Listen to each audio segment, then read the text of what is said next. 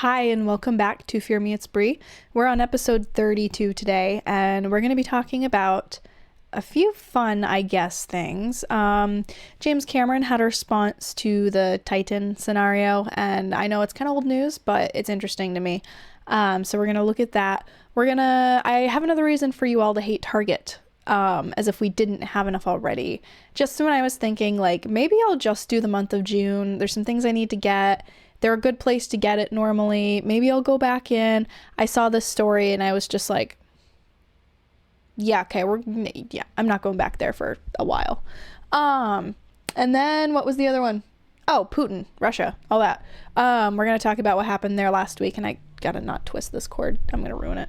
So we're going to talk about those things before we start. If you want to follow me on the social medias, you can at Twitter and Instagram and here on YouTube and Rumble and everywhere else at Fear Me It's Brie. And I also have a Substack that I occasionally have words and I type them out and I put them there. I have not done that in a little while though. I'd like to get back into that though. Just summer's going to be pretty busy. Like, I can't remember if I've mentioned yet because my brain's kind of all over the place. I'm probably not going to record anything at all next week because it's the week of the 4th of July. We have stuff going on. My husband has the week off, so we're going to be just enjoying a nice week off, I guess. So summer's weird because we have family who live out of state who come up and visit. So there will be times where I'm like, I don't think I'm going to be able to record anything because I will be probably, when that happens, at a lake where there's a lot of people. I have a large family, so I won't have an area to just sit down and record, basically. Too many children, too many chaotic things going on around me, so I probably won't do that any of those days where I'm out there, for sure, and we'll see what ends up happening, but I want to be as consistent as I can this summer, but when things kind of die back down and we go into the fall, I probably will be able to be way more consistent with this again. But this week, because I'm not going to be doing anything next week, I do want to try and put out an episode tonight, tomorrow. What day of the week is it? Thursday and Friday. Yesterday was Monday, and it was a very Monday-ish Monday for me. I was super tired all day until I decided out of the blue to work out, and then I was like, energy! So I just kept going, and then I actually worked out this morning, so I feel very good, and I did not have coffee yet, so I will be taking sips of my Baby Yoda coffee I need, or I'm not gonna say the word, I will, on YouTube because I need coffee. I need it this morning. This afternoon. It's 12:30. Wow. Yeah, so we're gonna have fun. And I don't know, this might be a long episode, it might be a short one. It depends on how much I decide to ramble on. I'm also trying to figure out how to, like, better the angle that we have to have the camera at. I wish I could show you. So this desk here is, I'm sitting angled at it to face the camera a little bit better. My computer screen is right here. So that's why I do this a lot, where I'm just like, looking over here. My camera is here, my computer screen is here, or my monitor is over there, and then the actual laptop, if I'm facing the camera, is here. So it's kind of hard to, like, finagle around and look around. That's why, like, when I read and stuff, I tend to be up here because that's where I have the articles and things, unless I move them down here and put me over there, and then let's see how that goes. Let's try that today. We'll see. We'll see how that all works out. Maybe it'll make this a little more natural, this transition. So anyway, we will try and jump into things. Sorry. But yeah, the angle that we have the camera at in here, it's funky because it's a small room and I finagle to try and make all this work out. So let's go for it. We're going to start with the Target story because it just, as a parent of a child this age, I was like, you what now?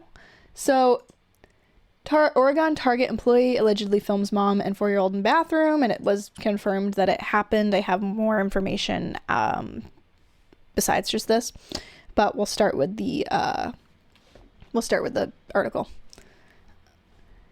In Oregon, a Target employee is facing charges for invasion of privacy after allegedly filming a mom and her 4-year-old son inside the bathroom at a local store. The mom said she felt compelled to share the experience to keep others safe. The family said it happened at Target on Southeast Sunnyside Road in Clackamas. They said they don't feel enough was done to help protect them. The mom said it started as a Wednesday... My brain did not process that sentence. Wow. The mom said it started as a Wednesday like any other on November 30th, 2022, when she went to Target with her 4-year-old son to find a birthday gift for her husband. According to court documents, they went to the women's restroom. As they were unlocking the stall door to exit, they noticed a phone with its camera lens pointed at them. The document said they rushed out of the stall and found Connor Barton, a Target employee, frantically swiping on his phone. The mom said she confronted Barton and spoke with store management and said the manager didn't offer to call the police and said Barton was allowed to return to work. So the mom called the police, and when deputies arrived, they questioned Barton and took his cell phone.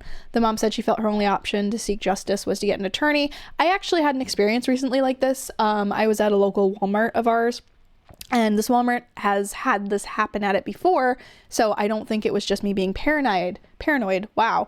But there was a man with his phone out walking by the checkout lines, and he was just like slowly, and like he'd look at you, and it was very obvious that he was filming me and a bunch of other people in the checkout line just with his phone, and just kind of like walked away, and it just felt very weird. And we have had issues at this particular Walmart where there was a guy going around and filming underage girls and women, because I'll let you use your imagination why he wanted those videos. And so I was kind of on guard that day. For it to be an employee, though, not just some random dude in both of the circumstances I just brought up, that is incredibly sketchy. That's creepy. And the fact that Target was like, that's fine. You can tell when someone's videoing you because they're like this, or they're trying to, you know what I mean? You can tell. And then if they're like, oh crap, stop the video, you can tell. Completely changed who I am at my core, the mom said. The day after, I did not get a call from the store to apologize or ask how my family was doing. Instead, I got a call from a third-party insurance company asking to talk about the incident to get a report from me. I don't know what they were going to ask me, but I can only assume they were trying to have me sign something to stay silent and to bury this. The DA was very limited in their abilities to hold this defendant accountable. So by filing the lawsuit, by naming him, we're hoping to hold him not only accountable, but also his employer. The reason we had to file this lawsuit is because when the plaintiff came to us, Target hadn't done anything, they didn't apologize, they didn't accept any responsibility. In fact, the defendant, Connor James Barton, went back to work on the floor in a Santa hat, Emily Templeton, the family's attorney, said. That's creepy. In the lawsuit, they're asking for $5 million, they said, to send a big message. Fox 12 reached out to Target for comment, and they are not able to comment on pending litigation. So I have on Twitter over here in the corner, that's the article I just read. It was Underdog Law Office posted a case update saying Target never fired the pedophile predator employee who filmed a 4-year-old boy in its store bathroom. Instead, Target has gone on the offensive, demanding the victim's family turn over the 4-year-old's preschool records, prescriptions, mental health records, etc. Target still denies all responsibility. So here's the report thing where it's Target requests minors' sons' records from any school, college, minors' sons' records from any school, college, vocational, or educational institutional plaintiff and minor son have attended. The request is meant to include a copy of any transcripts, testing records, etc. Target request number 3. All mental health records of plaintiff and minor son, including, so the mom and the son, but not limited to, chart notes, diagnostic testing, reports, appointment histories, questionnaires, progress notes, and consultations of plaintiff and minor son. This is a continuing request. Target request number 4. All documents related to any prescription medication taken by the plaintiff and minor son from 2010 to the present. This is a continuing request. Target request number 5. All documents related to any prescription medication taken by the plaintiff and minor son. This is a continuing request. Why do they need that? That's very sketchy. Target refused to call the police on its employee. The 4-year-old boy's family had to call the police. The Target employee is now facing criminal charges, but Target still denies responsibility. So we have Upon seeing the camera lens, plaintiff rushed out of the stall to find Mr. Barton, a young white male with shaggy dark hair wearing a red shirt, standing by a Target cleaning cart. So janitor. So that's interesting if it was a janitor. So let's check that real quick. Frantically swiping on his phone. Mr. Barton was later identified as a Target employee, however, known to the other Target employees as Creepy Connor. Oh boy. So he definitely wasn't, you know, a good person, it sounds like, even per the other Target employees. Mr. Barton was wearing dark red t-shirt, jeans, and had a walkie-talkie clipped to his pocket. So here's one thing. I don't know how Target does their janitorial stuff. I worked in a department store that I will not name, and we hired outside for our janitor staff, and they were always getting fired. A lot of them didn't actually do the job they were supposed to be doing. A lot of them were criminals and ex-convicts and things like that. So they were kind of a rough batch that got hired by this company that we hired. They were there like every day. So it was like, oh, hey, Joe, like, you know what I mean? Or hey, Steve. You always knew like, oh, Steve the janitor or something like that. I'm just throwing out a name that wasn't actually one of their names. But you knew like, oh yeah, that's so-and-so. That's the janitor. But they weren't actually part of the corporation that I worked for. It was a third-party outside company. I don't know if Target does that, because I feel like when I've been there in the past, at least at the one that's near me, there were actual Target employees that would be in there cleaning the bathroom. Like they had a Target name tag on and everything. Like it was very, they were in their like little Target-esque uniforms, and it didn't feel like it was an outside thing being hired in. So that's an interesting tidbit. Horrified, plaintiff confronted Mr. Barton and flagged down Target management. Target management never asked if the plaintiff and her son were okay and never offered to call the police. Mr. Barton was allowed to return to work wearing a Santa hat and name tag. That's where it sounds like he was an employee for sure, not just an outside party janitor. Before leaving the store, plaintiff demanded to file a complaint against Mr. Barton with Target management. Target management took the plaintiff's complaint, and plaintiff asked to call the police. Target management told plaintiff if she would have to initiate any call to the police. While waiting for the police, plaintiff called her husband to pick up their 4-year-old son. While waiting for the police, plaintiff had to watch Mr. Barton continue working on the floor wearing a Santa hat. When the police arrived, they detained Mr. Barton, confiscated his cell phone, and took plaintiff's report. Then plaintiff left the store. Plaintiff later learned that a child abuse detective was assigned to the case. That's the other thing about having my visual of my OBS over here is I'm like, we're still recording, right? We're fine. Normally I can glance down and make sure everything's running smoothly, but I don't know. Let me know if you like this format better, because I feel like I am able to be a little bit more in the camera and interactive this way. We'll see. We'll see how it actually turns out when the video uploads. There was another page to this. Under ORCP 36C or CP 55 in this court's inherent authority, plaintiff respectfully objects to Target's proposed subpoenas and requests protective orders quashing the subpoenas or otherwise directing that the discovery not be had. Oh my word. There was one time we were watching Timcast on live, right? Because it was a Trump speech on YouTube, and they were playing the Trump speech. So they had the Trump speech on, and whatever news organization was playing Trump's speech had subtitles, and Trump said the word subpoenas, and whatever it was, like NBC or whatever it was, had, I forget what the phrase was, but instead of subpoenas, it said penis. And my husband and I were like, well, that news organization didn't pick up on that in time. It was hysterical. We were laughing so hard. Anyway, subpoena is a hard word to pronounce and apparently a hard word to subtitle. So the complaint alleges that Target employee filmed the plaintiff and her 4-year-old son while they were using the bathroom at their local Target store. Complaint 314. Target's employee was charged criminally for invasion of privacy. Case number, blah, blah, blah, blah. Target answered the complaint, stating that it lacks sufficient information to admit or deny the plaintiff's allegations. That's creepy. So that is what we just read. So, yep, I think that's it on that I'm gonna be show here. But where'd the mouse go? Again, I'm used to my articles being up there, so I'm just kind of like, where's everything? Right, so I do need to go here and switch the scene. There we are. So yeah, that's incredibly sketchy, and especially as a parent and somebody who has had somebody, I believe, filming them in a store. Listen, I've run into a lot of creepy circumstances, and I'm not just like being like, oh, I'm paranoid because I'm a woman. I have genuinely had weird things happen to me. I worked a little over 3 years in retail, and on and off about the same in restaurant. So I've had some very weird instances. There was a restaurant job I had where I was the one who always ended up calling the police and telling them, hey, look, this is what's going on.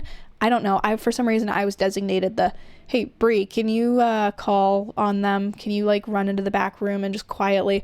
So I was the one that, yep, this is who they are. This is what they're doing. This is this. So I have been in those situations before. I've had to help trespass people from things. I've helped catch people who are shoplifting. So like I've been around this kind of weird stuff, and it's sketchy. If it's an employee doing this, the point that they made about him having a Santa hat, I wonder if, I hope he wasn't like the kind of employee that's like, oh, kids, go see Santa, because that's incredibly sketchy. If there's someone in the bathroom, the women's bathroom, a male in the women's bathroom, which we have issues with, but that's a whole other can of worms. He's not even in there as like I'm trans, I'm gonna use the bathroom. Sounds like he's in there as a cleaner who, from my experience, when I've worked in places or when I've used the bathroom in places, the janitor will, if you have to go in, you know, they'll put a thing across it so you can't just go in if the janitor's like elbows deep in cleaning. But if they're about to go in and do it or something, or if there is a woman in the bathroom, they wait outside the door till it's cleared and then they close it off. They don't just go in and start filming. Like, that's creepy. Or start cleaning, I mean. Filming either. That is creepy. There's something very the matter with this situation, and I hope that it gets resolved for everyone involved.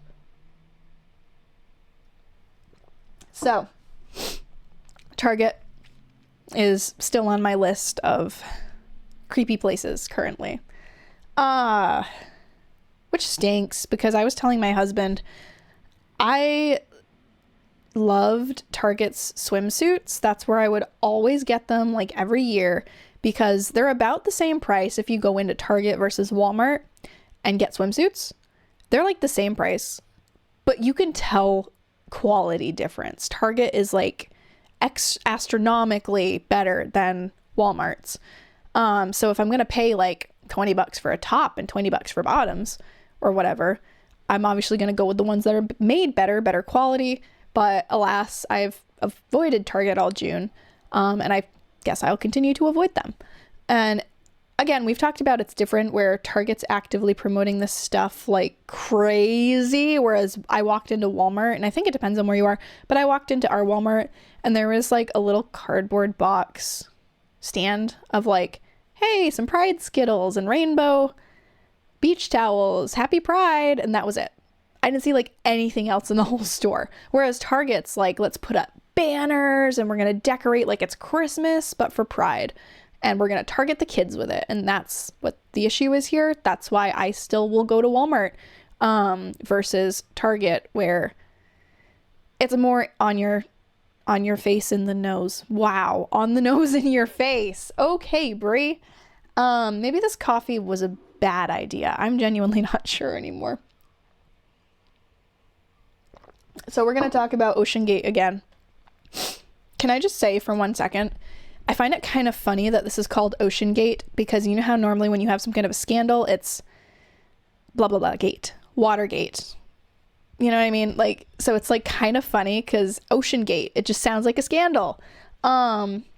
Ironic though that there's an ad for like swimsuits right there, because I was talking about them and it has to do with the ocean. Anyway, James Cameron, this was about 4 days ago. James Cameron had some words on this whole issue with the Titan and the explosion and stuff. I'm sure the article, it updates us a little bit, so I won't rehash everything. I did talk about it my last 2 episodes, and I'm pretty sure that everyone knows what this is by now. So let's just hop on over to the article. It's from NPR. James Cameron says the Titan passengers probably knew the submarine was in trouble. A catastrophic pressure implosion killed all 5 passengers aboard the Titan submersible, the U.S. Coast Guard said Thursday, somberly solving a mystery that had captivated the public all week. Some experts, however, were not surprised, including film director and deep-sea explorer James Cameron. The Titanic director is criticizing the safety of the vessel that was to have explored the wreckage of the Titan in the depths of the North Atlantic and comparing the cause of the accident to the ocean liner's historic disaster. In a series of television interviews, Cameron said he has suspected all week the Titan had imploded on Sunday. A senior naval officer has confirmed to NPR that an acoustic listening system detected such sounds on a Sunday afternoon. And that's the crazy thing to me, is I understand not announcing it right away because families were involved. You want to make sure you get the news to the family that, hey, unfortunately your loved one died in a freak accident in the sub on their way down to the Titanic, because who wants to hear that on the national news that, oh my word, my husband was in that? Like, you know what I mean? Nobody wants to hear that. So I get that. I get it. I do. But if the Navy knew about it, and then on Thursday, when the whole countdown of the Titan passengers have run out of air, and then the Navy was like, oh, yeah, no, they didn't run out of air. We knew they blew up on Sunday, or it imploded on Sunday. And it's like, wait, did you not communicate that, though? Did you not tell rescuers, hey, we think this happened? It sounds like they didn't. The Navy just kept it to itself. The United States government kept it to itself instead of getting in contact with the rescuers, the OceanGate people, and being like, hey, we think this happened. It's fishy. There's theories that the reason that it was is because, of course, at the same time, we had Hunter Biden pleading guilty on things and Joe not reacting well, and just the chaos that I'll probably get into at some other point this week of that, and that it was, hey, what's going to distract people from the Biden drama? A manhunt for a submersible that's going to run out of air anytime soon, because Twitter was alive with it. People were glued to it. I know somebody who told me that they were in, or their husband was in a car mechanic shop, and they had the news on for NBC or something like that. And they mentioned quickly, oh, Hunter Biden, yeah, moving on to that submersible though, and just went off on all the other kind of, not that the submersible was a fluff piece, that was important too, but they moved on to more important stories.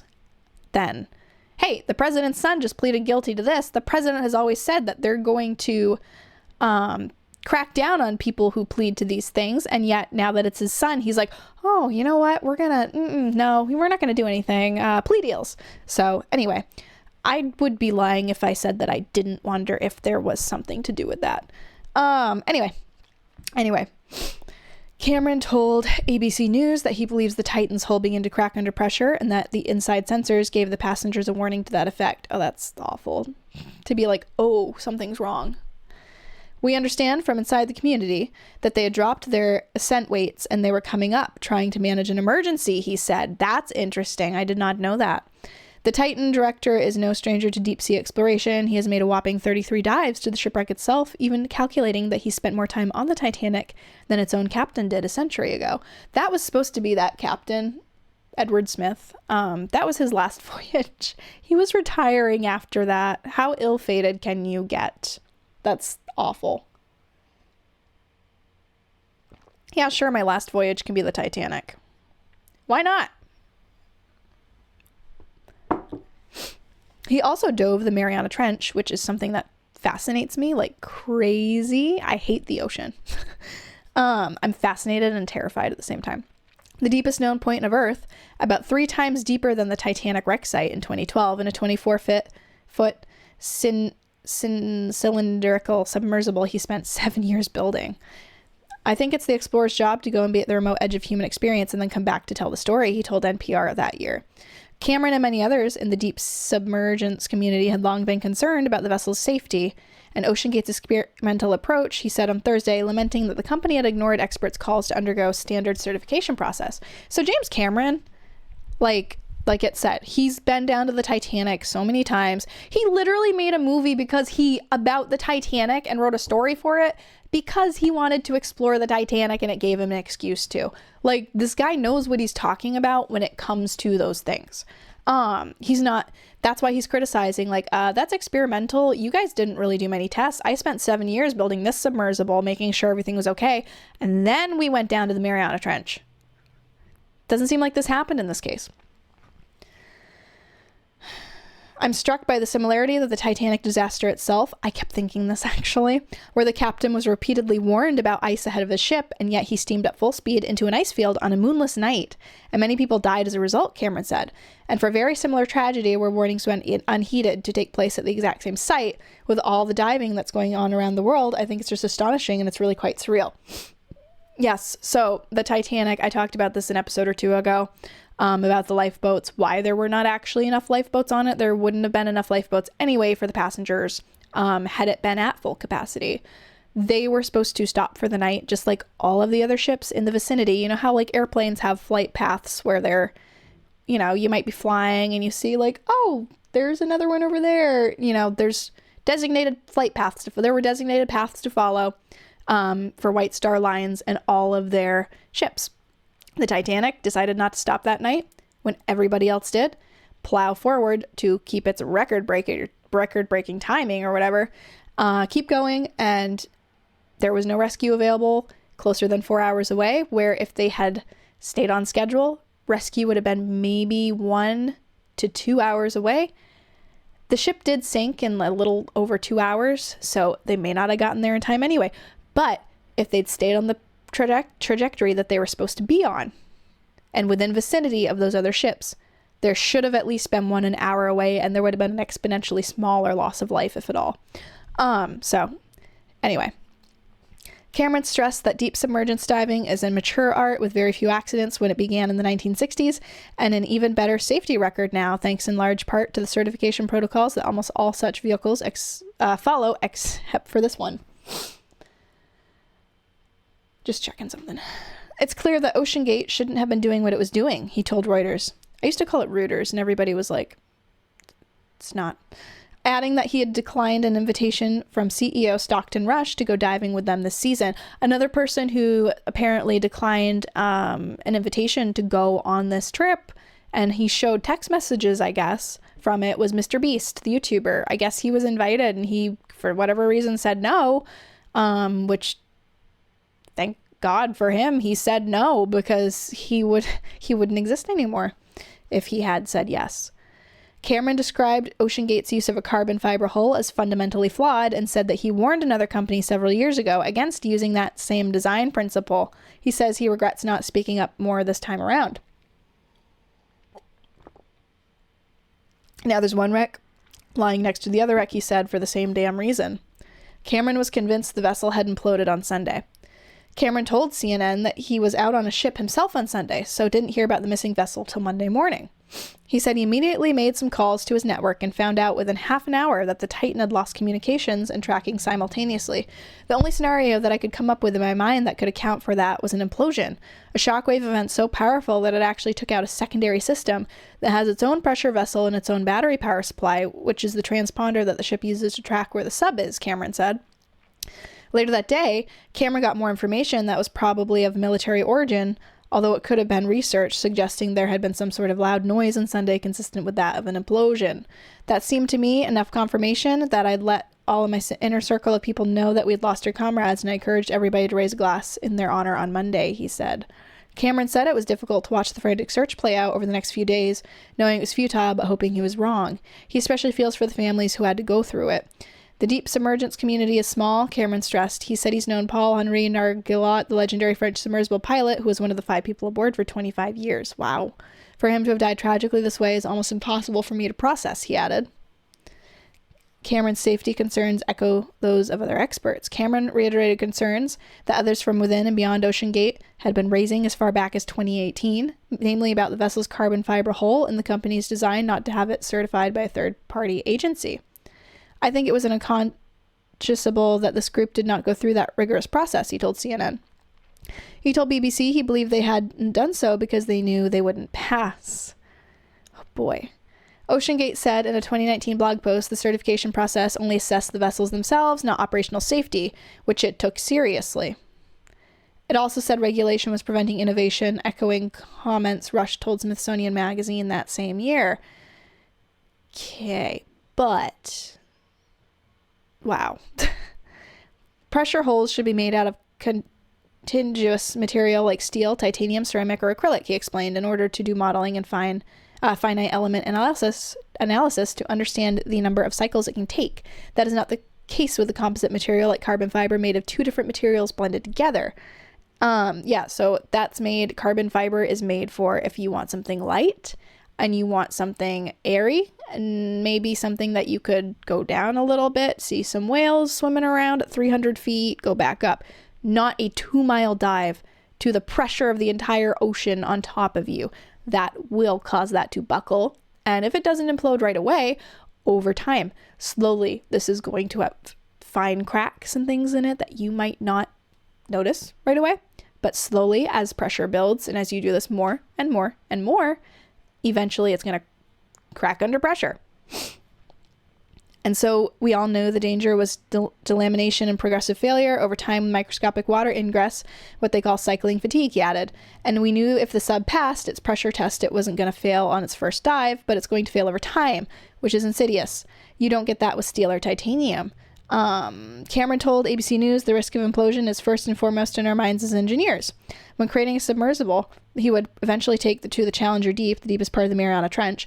Cameron said his team spent more than 3 years working on a computerized model of the hull before even building it, let alone repeatedly pressure testing it. He remembers first hearing about a move toward composite hulls around this time when a British entrepreneur and astronaut, Richard Branson, was working on his own competing sub to dive the Challenger Deep. The mission was later shelved. I told those guys someone's going to get killed in that sub or in a sub like it, Cameron said. The Titanic dives can be dangerous no matter the vessel. Yeah, obviously. Comparing OceanGate to his Titanic dives is like apples to oranges, Cameron told ABC News. He dove with Russia submersibles that he said used very, very well understood design methodologies and had flawless operating records through their career. While he always had confidence in the vessel, he acknowledged that Titanic shipwreck is a hostile and dangerous site to dive. You have this 8-story, 10-story high structure with overhanging metal structures. It is a twisted mess and you can get entangled. Cameron said he always used a 2-sub system, so if one of the vessels got ensnared, the other would be there to help manage the situation. He went to similarly great lengths to prepare for his record-breaking Challenger Deep dive 7 miles down in the ocean, as he explained to NPR in 2013. So yeah, Titanic is about 2 feet. Wow. Titanic is about 2 miles down, and then, Challenger Deep is 7 miles. So it's 5 miles further down than the Titanic. That's insane. My husband and I found an animation where it shows like the deepest point of the ocean versus like, oh, I just walked into the shallow, my little toes in the sand, where it went through and it had things like, oh, the Eiffel Tower for scale under the water, Mount Everest for scale under the water. It was crazy looking at it. The ocean is an app. So yeah, the ocean is a terrifying place. I would never do that. I don't even want to go on a cruise. I've said before, I have no interest just because of the unknowns, and the unexpected things that could happen. I've seen too many disaster movies. We were looking at the statistics of like cruises in the last 100 years, or like cruise ships going down. And obviously, like as time progresses and things get better, that gets lower and lower and lower. And normally it's something freak that ends up causing this stuff to happen, like the Lusitania, which isn't a cruise ship, but torpedo. Or you have the Britannic, which is one of the Titanic's sister ships, was converted into a hospital ship in World War I. And it was supposedly floating in Greece in shallow waters and hit a landmine and blew up, and only a handful of people died. And that one actually surprisingly didn't have that much of a loss of life. Or, just these scenarios where it's usually something freak causes it, in the sense of it's not like this big catastrophic event anymore, or you have, what was that one in 2012, was it? The Concordia, was that the one where the cruise ship was on a sandbar or something? It was shallow and it tipped, and didn't the captain flee and then he got court-martialed or like something? I don't remember. But anyway, these things are so rare now, but even then I'm like, I don't want to be the person that is like, these things never happen anymore, and then down with the ship you go. That would be terrible. So anyway, the expedition, the Challenger Deep one, involved using 536-pound weights to pull a submersible down, spending 3 hours on the ocean floor and disconnecting the weights to rise back up. Cameron said there's always been a sigh of relief when things work the way they should. We treated it like a space mission, and you have to go in with a lot of redundancy in the way you design it, he told NPR's Melissa Block. So I wasn't surprised when it worked, but you're always a little bit relieved because the alternative is not pretty. As unfortunately the wow, that's the space shuttle, as the Titan victims found out. So I had to stop the recording for a second because my son popped in, so I have to splice this together, and I'm trying to remember. I feel a little woo because I'm disoriented, because I was trying to remember where I left off with like reading that and what I was saying. I put on The Good Dinosaur for him, which is cute. I like that one a lot, from Disney, where it was like, if the meteor didn't hit the earth, the dinosaurs would have progressed and the people would have been the feral ones or whatever. So like the dinosaur has to help this human child get back to his family, and it kind of has like a Lion King thing where the dad dinosaur ends up dying, so the son has to like grow up or whatever. It's actually kind of, I think I teared up the first time I watched it, but there's a part with like pterodactyls where they're kind of like swooping down, and then T-Rexes save the dinosaur or something, and he was a little like, I don't know if I like this part, Mom, it's a little creepy. I think Steve Zahn voices one of the pterodactyls. Steve Zahn is hysterical. I want to say it was Steve Zahn, and it's weird, the whole scene, because it's like, okay, dude. But anyway, back to life, back to sense now. Yeah, see, I'm disoriented because I stopped recording, and when I do that, I kind of get bleh. So, all right. The last thing we were going to talk about was Putin and all that fun stuff from last week. I pulled up a Daily Mail article from from today. Putin tells Russian troops they stop civil war and holds minutes silence for those killed during the, I don't know how to say it, so I'm going to say Wagner. Make fun of me if you want. It's fine. I'm not Russian, so. Mutiny. As mercenary chief, again, I don't know how to say this, Prigozhin begins his life in exile in Belarus. Moscow was brought to the brink of chaos Saturday as mercenary leader Yevgeny Prigozhin ordered his forces to march on Moscow. Putin today credited his troops for averting civil war in a defiant speech. It's such a weird situation because, zoom that in a little more, such a weird situation because wasn't it like the coup lasted for like 24 hours and then they were like, we're calling it off, and it's like, oh, okay. And they were mercenary forces too, so like, who paid them to harass Putin for 24 hours? Who told them to call it off? Like, it's very weird. Let's go to 150%. Why is it like this? There we go. It's a little bit better. Yeah, we'll go with that. Vladimir Putin delivered a rallying cry to Russia's military and security services today, telling them they halted a slide into civil war where Wagner mercenaries rebelled and marched on Moscow and held a minute's silence for those killed in the brief clash. Moscow was brought... All right, I don't want to watch whatever that is. Moscow was brought to the brink of chaos on Saturday as a mercenary leader. I paused that. The heck? It doesn't let you pause things. Anyway, let's not look at that. Moscow was brought to the brink of chaos on Saturday as mercenary leader ordered his forces into action, but backed down the last minute upon striking an amnesty deal with the Kremlin. As part of his deal, Prigozhin agreed to go into exile in Russia's neighboring ally, Belarus, with the country's president Alexander Lukashenko confirming that he had arrived on Tuesday, according to Belarusian state news agency Belta. Hours after the plane belonging to Prigozhin landed in Minsk, the Russian president spoke to thousands of soldiers, telling them they de facto stopped the civil war. Addressing some 2,500 members of the Russian security forces, National Guard, and military units, he said the people in the armed forces had stood together in opposition to the rebel mercenaries. There's some pictures of Putini. At the gathering, held on a square in the Kremlin complex, Putin was joined by Defense Minister Sergei Shoigu, whose dismissal the mercenary fighters of the Wagner Group had demanded during their mutiny.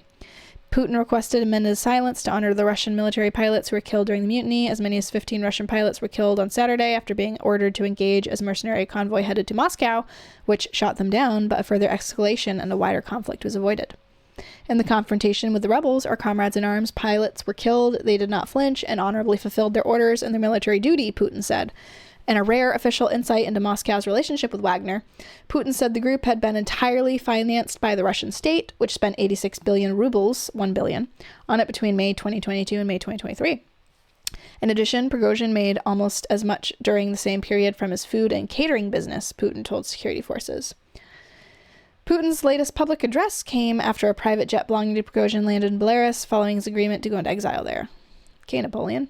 According to flight tracking website Flight Radar, the Ambar Legacy 600 business jet with the number blah blah blah arrived in Minsk at 7:40 a.m. local time. The website showed the plane's flight path, traveling from an unspecified location close to Rostov on Don, the Russian city seized by Wagner forces overnight on Friday, skirting around Ukraine through Russian airspace before landing in Minsk. All I can think of is in Friends, Phoebe's boyfriend, David, and he's like, I'm moving to Minsk. And Phoebe's like, oh. And then he comes back later on and she's like, sorry, I don't want to be with you anymore. I'm with Paul Rudd now. Or like however it goes. I don't remember. When I hear Minsk, that's what I think of. The jet's arrival came amid reports that Moscow is preparing for transfer weapons and military hardware held by Wagner to the Russian army, and that the Kremlin is dropping charges against the group following suggestions that the charges had in fact not been dropped, despite the amnesty deal. Belarusian strongman leader Lukashenko said the long-standing tensions between Moscow's army and the Wagner mercenary group had been mismanaged. We missed the situation and we think that it would resolve itself, but it did not resolve. There are no heroes in this case, Lukashenko said. He is understood to have negotiated the deal between Prigozhin and Putin. Several from Putin's comments, the Kremlin said on Tuesday it did not agree with what it called the opinion of pseudo specialists that aborted armed mutiny had shaken or weakened Putin's position. It has portrayed the Russian leader in a power either as president or prime minister since 1999 as having acted judiciously to avoid what was called the worst-case scenario, but giving time for talks that ended in mutiny without more bloodshed. Kremlin spokesperson Dmitry Peskov told reporters the mutiny had shown how consolidated Russian society was around Putin when the chips were down. The level of public consolidation around the president is very high. These events demonstrate just how consolidated the society is around the president. Why does that sound like something Kamala Harris would say?